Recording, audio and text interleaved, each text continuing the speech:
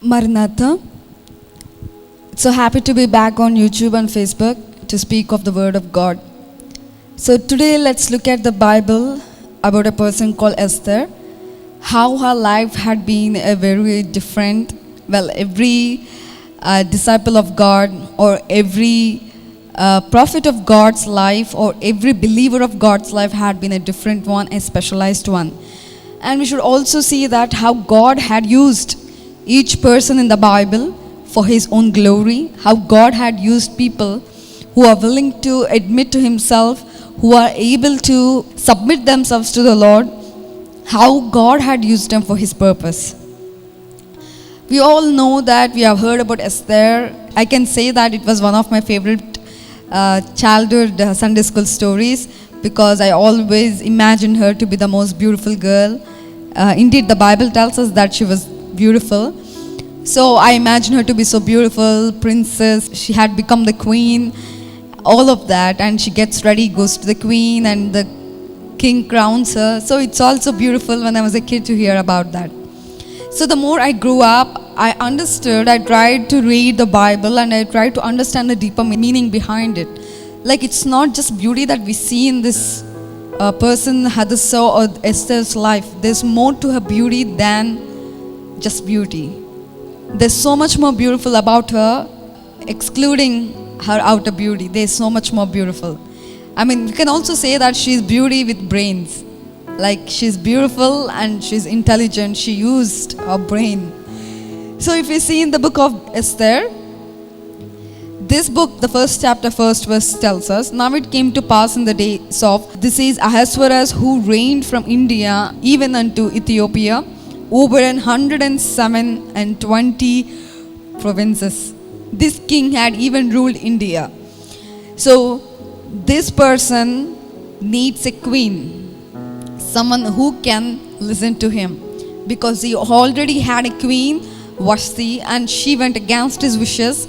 She couldn't bow down to the king's wishes. She was sent out of the palace, and now the king is willing to choose a queen for himself. So now we have to see that the life of Esther, she has some secrets to her successful life. So we are not looking into the secrets of her success to become the queen. It's not that. After she became queen, what was her secret to succeeding in saving the people of God? She was like a tool in the hands of God to be used to save the people of Israel from the great destruction. And they started celebrating because of her, the celebration of Purim. So my dear friends, this woman in the Bible, she's beautiful, she was queen, but there's more to her story than just that. She was beauty with brains, and we need to learn that. And all the young girls who are watching this, and let yourself know that you are beautiful the way the Lord created you. So do not think you're pretty or you're not enough. You are enough the way you are. So if you ask me, I am the shortest girl in my family. Yes, I am the eldest daughter, and all my 3 other siblings, my sisters, are taller than me. So you can know how many times I was teased by people. And there were times when people said, Shunemi, why do you look like this when your sisters are so beautiful? Yes, it's funny if I say it in a funny way, but sometimes it used to hurt me so much. But later on I used to think, well, my sisters are beautiful. I am beautiful too. It's not after I grew up. It happened when I was young itself. So my mom used to say, Chini, you're beautiful the way you are. God created you and He made you so beautifully. She used to show me that 139th Psalms. She used to tell me, see, the God Almighty made you so beautifully, wonderfully, and so fearfully. So don't question yourself the way you look or not. So my dear friends, let's not question about our outer beauty. Question our inner beauty, right? Let's question our inner beauty. Whether we are pleasing in the eyes of the Lord is what matters to us, not whether we are pleasing in the eyes of the humans in this world, right? I mean, how long are they going to approve of us? At one point of time, they say we are pretty. The next moment, no. They are fickle-minded. People are fickle-minded, and you don't want people to define you. God is the one who created you, who made you, who saved you. He gave you His holy blood. and he's soon going to come in the clouds. So let God define you, who you are. And he says, you are wonderfully and fearfully made. You're a woman or a man, a young girl or a guy, it doesn't matter. We are beautifully, wonderfully made by our Lord. Let's not question the way we look. It's just we need to keep ourselves healthy. That is in our hands. We have to keep ourselves healthy, eat well, sleep well, study well, keep our mind happy, clear. We have to take good care of our health, body, spirit and mind. That's the thing which we have in our hands. And everything, the outer beauty, everything was given by God. Thank God for the beauty you have and not question the beauty you have. Okay? So now let's see about secret of success from the life of Queen Esther. So there's 7 secrets to her success. So I'll mention each one of them. First thing, she had supporters in her life. This woman called Esther was an orphan. Her father and mother died. She has an uncle called Mordecai. So her uncle takes care of her. Practically, she's an orphan. She had nobody. So God had chosen this pretty woman to be useful for him. So that's the whole thing about Bible. God, I don't think so God even says that person is beautiful and this one is ugly. He never said that in the Bible.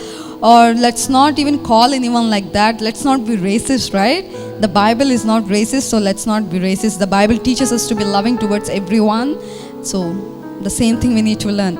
So this woman, Queen Esther, was adopted by her uncle Mordecai.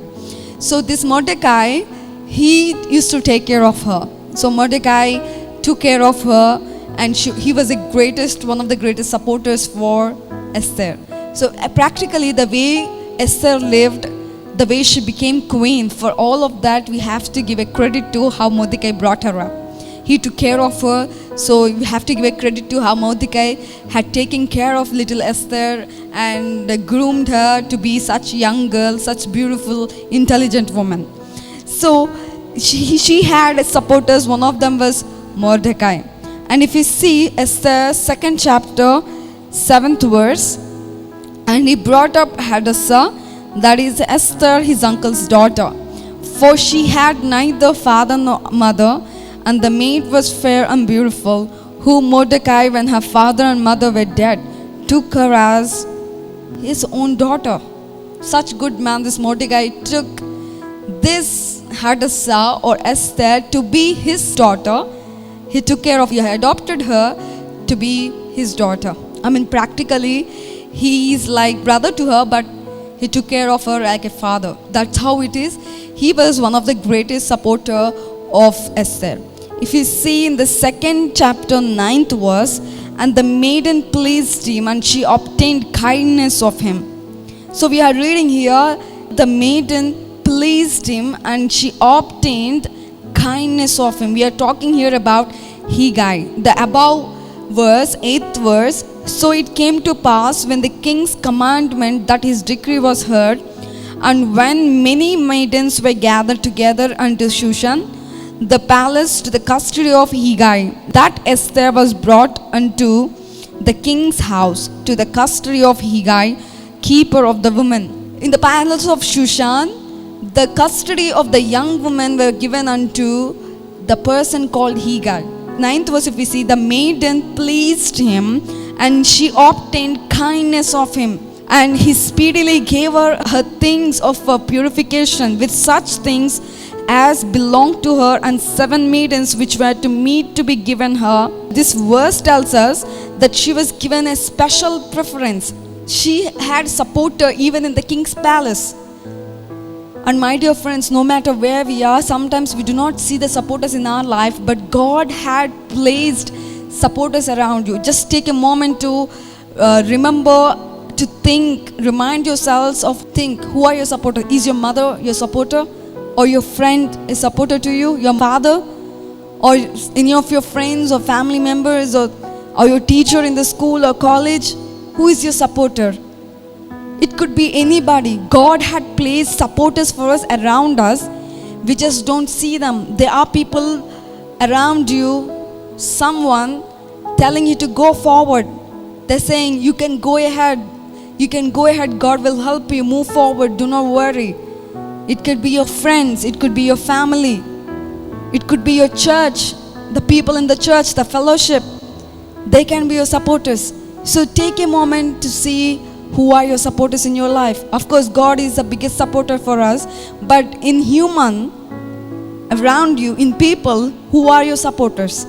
Here, Esther had supporters, and it's important to have supporters to go forward. It's important to have somebody next to us telling us, yes, you can do it. Yes, you have God by your side. There's no bigger supporter than our God Almighty Jesus Christ. But is there anyone in people around you who are your supporters? And for sure, God has placed supporters around us. It's just a matter of time for us to find. Okay? So the first thing was, she had supporters. To be successful, we need favor in the eyes of the Lord. And of course, when we have favor in the eyes of the Lord, automatically we have favor in the eyes of the people around us.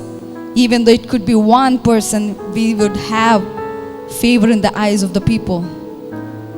So one thing, she had supporters. The second thing was submission. And this word may not be liked by many people, because submission has got such negative observation by many of the people. But the Bible is talking about submission is so much different from what the submission is regarded in the world. Submission in the Bible is so holy, and it's so necessary to lead a cheerful, healthy life. Submission is important. And first and foremost, we need to submit ourselves to the Lord. Because in James 4, chapter 7th verse, it says, submit yourselves to the Lord. The Bible tells us that we need to submit ourselves to the Lord. So here, Esther in 2nd chapter, 10th verse, Esther had not shared her people nor her kindred, for Mordecai had charged her that she should not shew it. Here, Mordecai, her brother or her uncle or her adopted father, he told her that not to tell anyone that she's actually a Jew, that she's actually an Hebrew. Okay? He wanted her to keep it as a secret. So what she does not say, okay, it's my will to do whatever I want. See, if I'm going to be the queen, it's my wish. No, it's not like that. She had kept it as a secret. And you see in the book of Esther that even after she became queen, she does not reveal that she is actually in Hebrew. So it takes time. When it was time, she tells that to the king that she is actually in Hebrew. And this Haman, the evil man, is trying to kill her people. So she actually listens to her adopted father. She submits herself to her father. 2nd chapter, 15th verse. Now when the turn of Esther, the daughter of Abihail, the uncle of Mordecai, who had taken for his daughter, was come to go unto the kings, she required nothing but what Hegai, the king's chamberlain, the keeper of the women, appointed. And Esther obtained favor in sight of all them and looked upon her. So here we see Hegai. This woman had a chance to choose whatever they want, what kind of ornaments they want to wear, what kind of dress they want to wear, how they want to dress themselves to go before the king. They had the chance to choose for themselves. It's a once in a life opportunity. I mean, they don't know whether they're going to become queen or not. So they have to impress the king. But here, Esther had given all the rights to Hegai, the chamberlain, to take care of what she needs to wear, what she needs to put on, the ornaments.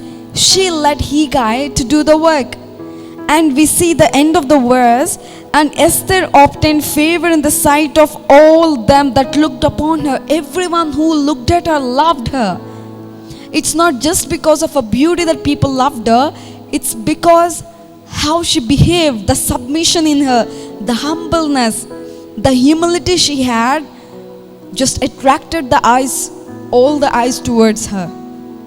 It's the humility. So you see, my dear friends, that the way she behaved is what attracted people. And there's this song in Telugu, it's so beautiful. I'll tell the meaning of that. It says, for humans, beautiful flowers attract the people to look at them. We love to watch the beautiful flowers. And in the same way, the Lord looks and loves a beautiful heart, a clean, beautiful, pure heart. Pure heart. He loves a humble spirit. And the Bible also tells the Lord hates the pride and loves the humble. Peter says that.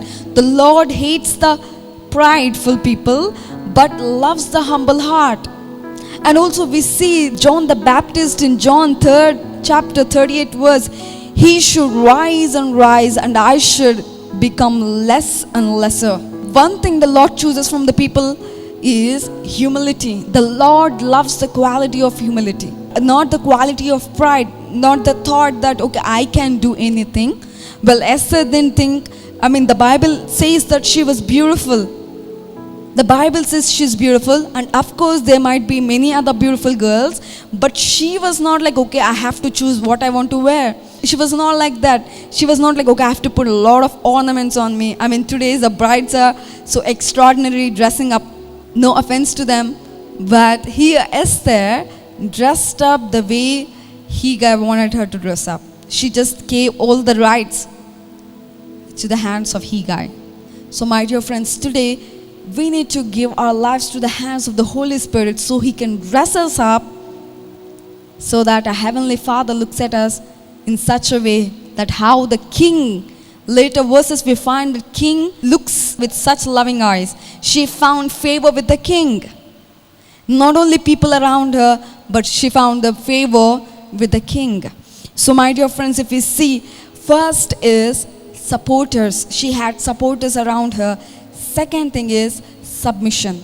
Being submissive to our parents in our family is important. The Bible says one of the command of the Lord is respect your mother and father.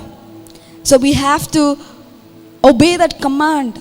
Be submissive to our parents, no matter, even though they're Christian parents or non-Christian parents, it doesn't matter. The Bible doesn't say, okay, be obedient to your Christian parents. No. The Bible doesn't say, be obedient to the believing parents. No. The Bible just says, be obedient to the mother and father. Show respect to the mother and father. And my dear friends, no matter who your parents are, even though you are much educated than them, you are never above them. We are never above our parents, no matter how rich we grow or how beautiful, how wonderful, or whichever position you go to. We are never more than our parents because we are made from them. So we are never more than them. Just the way the Lord, we are made because of God. We are made this beautiful. We are made into holy because of God. We are never more than God. So let's not be prideful, but have a humble and humble spirit in us. Third thing, the secret of Esther was sincerity. She was sincere in her life. So if you see in the 2nd chapter, 22nd verse, and the thing was known to Mordecai, who told it unto Esther the queen. If we see the 21st verse, in those days while Mordecai sat in the king's gate, two of the king chamberlains, Bigthan and the Teresh, of those which kept the door were wroth, and sought to lay hand on the king Ahasuerus. And the thing was known to Mordecai, who told it unto Esther the queen, and Esther certified the king thereof in Mordecai's name. So the Bible tells us here, there were two people who wanted to harm the king. Mordecai hears to it and he tells Esther about it. Esther goes and tells king that she found out this information from Mordecai. She doesn't take the credit for that. She tells, okay, this person called Mordecai. She doesn't even say that it's our uncle. She doesn't say that person is her uncle. She just says, this person called Mordecai told me about this information. The two people are spinning against you. So she's sincere about when she gave up the information. Sincerity, being a Christian, we need to be sincere. Sincerity is very honesty. In your wherever you are, wherever in your college, your school, or if you are placed in anywhere, any company, or anywhere you're working, or your family, anywhere, doesn't matter where you are, honesty is the best one we need to hold on to. Like the proverb goes, honesty is the best policy. The Bible is teaching us. If you look at the book of Proverbs, Whole book of Proverbs teaches us how to be honest, that how an honest person is blessed. So sincerity is important in our life, especially being a Christian. You cannot expect God to overlook your insincerity. You cannot expect to God to not look at how we are not being without sincerity, without being honest. Dishonesty, God hates dishonesty people. So let's be careful about being sincere in our daily life. If you see 4th chapter, 4th verse, so Esther's maidens and the chamberlains came and told it her. Then was the queen exceedingly grieved, and she sent raiment to clothe Mordecai to take away his sackcloth from him, but he received it not. Then called Esther for Hatach, one of king's chamberlains, whom he had appointed to attend upon her, and gave him a commandment to Mordecai to know what it was and why it was. So here we see, after she became a queen, she did not forget her adopted father. Her adopted father was in a sackcloth. He was sitting in a sackcloth and he was in dust. And this person who was called as Esther, she used to be in the house of Mordecai. She was like a daughter to Mordecai, but later she became a queen. And this queen, she saw that her uncle, her adopted father, was sitting in a sackcloth in dust, and she grieved about it. She sends clothes outside for him to wear. She's worried. That's a sincere heart. She did not forget her family, her people, or whoever took care of her after she became queen. That's sincere heart. My dear friends, God is a wonderful God. There is no doubting in His love, abundance of grace upon us. There is no doubting about it. The one thing that we need to doubt is whether we will be the same after He blesses us. Are we going to be same? Today you're studying, you want to be in a better position tomorrow. You want to get so-and-so job. You want to do a business. You want to get into some position. Today you are willing to lay down your life for Lord. You kneel down and pray.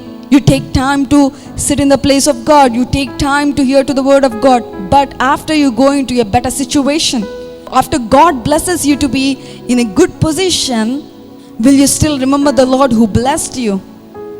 We need a sincere heart. The Lord is looking for a sincere heart, an honest and sincere person. So my dear friends, the God just wants a sincere heart. And here Esther, she had a sincere heart. She looked at Mordecai. She grieved. The Bible says in 4th verse, so Esther's maids and her chamberlains came and told it to her. Then was the queen exceedingly grieved. Here Esther grieved for Mordecai. Even after she became the queen, she did not forget her people, her family, her adopted father.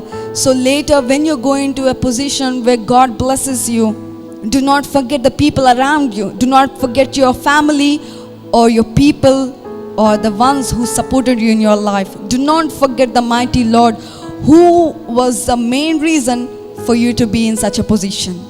So sincerity, she had supporters, she was submissive, and the third thing, she had sincerity. Fourth thing is supplication or prayer.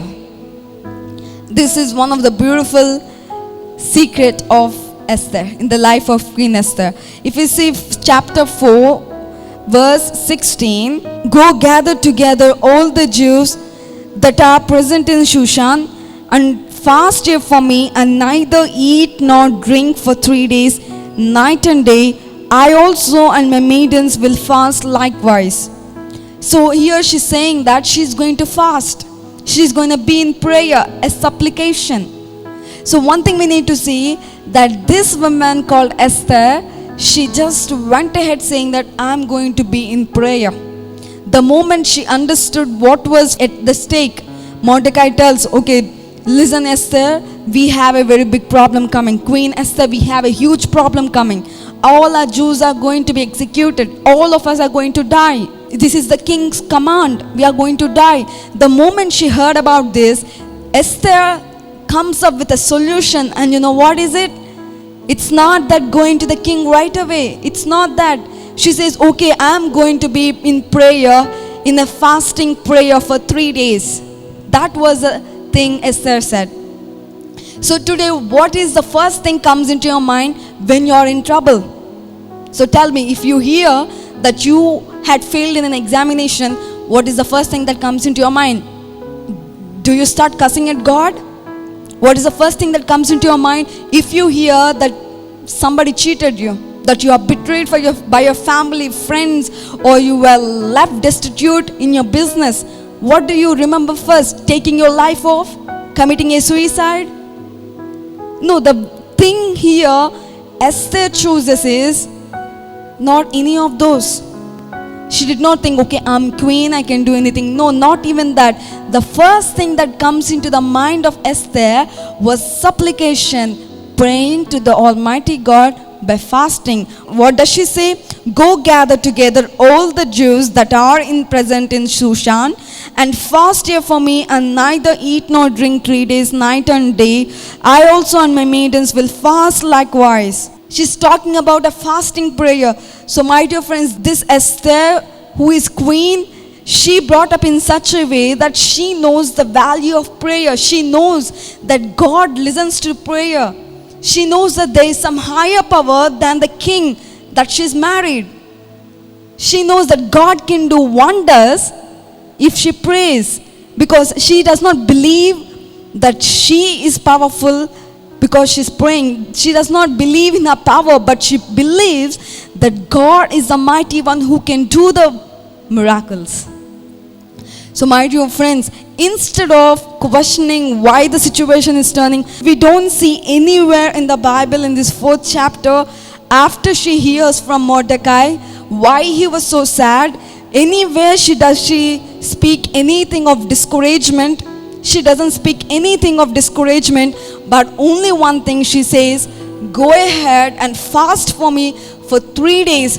Do not drink or eat day and night. Just pray to God. Even I'm going to be fasting and praying with my maidens. That's what she did. Supplication. One of the secrets of Esther in her life. Supplication is so important. So if we see, the 5th thing that Esther did was sacrifice. She fasted for 3 days. She prayed. She made all the Jews in the Shushan to pray, to fast for her. And she did not wait for a word of God. She had no vision, no dream from God, but she got up and she went forward towards the king. So if you see in the Bible, 4th chapter 16 word, go gather together all the Jews that are present in Shushan and fast here for me, and neither eat nor drink 3 days, night or day. I also and my maidens will fast likewise. So will I go unto the king, which is not according to the law, and if I perish, I perish. She's willing to sacrifice herself. So if you see the 11th verse in the same chapter, all the king's servants and the people of the king's provinces do know that whoever, whether man or woman, shall come unto the king into the inner court, who is not called, there is one law of his to put him to death, except such to whom the king shall hold out his golden scepter, that he may live. But I have not been called to come in unto the king these 30 days. There is a law in this palace, in this kingdom, that nobody can go unto the king unless he calls. Even the queen cannot go just by her own will to the king. So whoever goes without the call from the king, they can be put to death. But only except such to whom the king shall hold out the golden scepter. If the king holds out his golden scepter, that person can live. But Esther was not called by king. She was not visited by the king for 30 days. So she says, I am going. After I fast for 3 days, after I fast and pray to the mighty God for 3 days, I'm going. And she says in the 16th verse, if I perish, I perish. She sacrificed her life for the people of Jews, for the people of Israel. So my dear friends, she was willing to give up her life for the Lord's people. And today, we need to take this person, Esther, to be our role model, to preach the word of God. For the church of God, we should be willing to give our lives. To preach the word of God, we should be willing to give our lives. It's not staying away in cowardness to share the word of God, but going forward and sharing it no matter what. You're scared? It's okay, just go ahead. Fast and pray like how Esther did, and go ahead and preach the word of God. You don't have to do such big lectures and preaching like the preachers in the church or the pastors. You don't have to do that. You just have to show them the God's love by the way you behave towards them, like how you forgive them, like how you love them, like how you agree and take them into your life and show them the love of God. That's how you can go forward. Here she says, if I perish, I perish. So that was a sacrifice she gives for the people. So the next thing is strategy.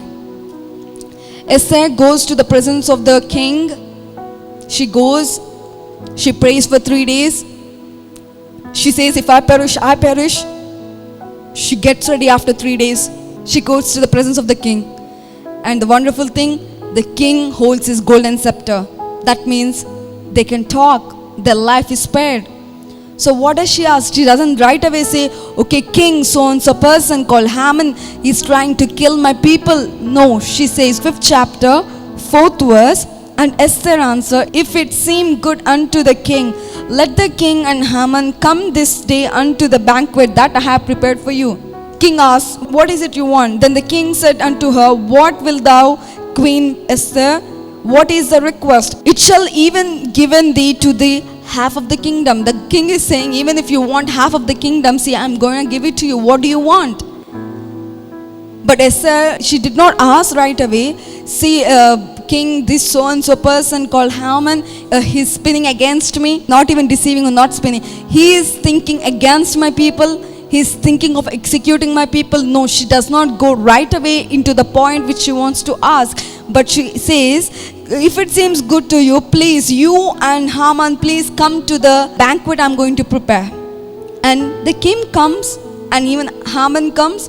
And after that, again, king asks, what is it you want? Again in the 7th verse, she answers, then answered Esther and said, my petition and my request is, if I have found favor in the sight of the king, and if it pleases the king to grant my petition and to perform my request, let the king and Haman come to the banquet, and I shall prepare for them, and I will do tomorrow as the king had said.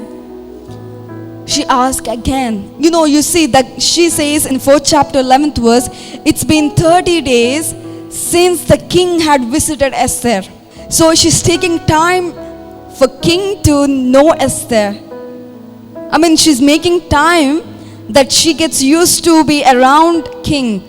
That king knows how to love her more. The strategies she has used, people in the world might call it cunning, but it's such good strategy.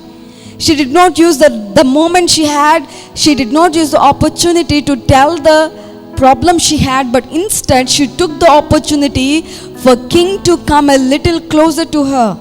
She took 2 opportunities. She invited him twice for the banquet, and the 3rd time when he came, she had given her petition. She told what was the request of her. So whatever is it, my dear friends, if we have to live a Christian life according to the word of God, we need to be careful and have strategies. Because Bible, the Lord Jesus Christ himself says, be shrewd or cunning as a snake, serpent, and holy and innocent as a dove. The Bible says, the Lord himself says that we have to be cunning or shrewd like a snake. So we should be careful in which ways the Satan can tempt us. If he's going to tempt you in so and so way, let's not do that work at all. If he's going to tempt you when you're alone, do not be alone. If you know that he'll tempt you if you sit with your phone alone, do not be with your phone. If you think that you can be tempted if you have internet connection, take it off. It's not that you have some important mails coming to you. So take care of yourself with strategies in which ways, okay, Satan is going to come to me in this way, okay, what to do? Have to take care of myself. In which way is Satan going to attack me? This Haman is going to destroy my people. So what should I do? I should make the king to favor me more and more. The king is anxious. He wants to gift Esther whatever she asked. The first time itself he says, if you want, I'll give you half of the kingdom. Second time he says the same thing. No, she waits a little longer because she waited for the king to have a little more favor in her. So my dear friends, have supplication, be sacrificial, and have strategy. Finally, the final thing, the success in the life of Esther was service. In the 8th chapter, 5th verse, if unsaid, if it please the king, and if I have found favor in his sight, and the things seem right before the king, and I be pleasing in his eyes, let it be written to reverse the letters devised by Haman, the son of Hammedatha, the Agagite, which he wrote to destroy the Jews, which are in all the king's provinces. So what was the service of Esther? Her service to the people of Jews was, she went to the king, she petitioned the king, she said, oh king, if you find it good in your eyes, if you find favor, if you favored me, please reverse the words which were given out to the people. All my people, the Jews, need to be destroyed. So do something, reverse it. So she reverses it. 9th chapter 29, then Esther the queen, the daughter of Abihail and Mordecai, the Jew, wrote with all authority to confirm the second letter of Purim. The Israelites celebrated Purim because here Esther had done a greater work, that she led the destruction which had to be fall on to the people of Jews was taken away because of the strategy and service Esther had done in her life. So we see that secrets of success from the life of Queen Esther. One thing, supporters. Second thing, submission. Third thing, sincerity. Fourth thing, supplication. Fifth thing, sacrifice. Sixth is strategy.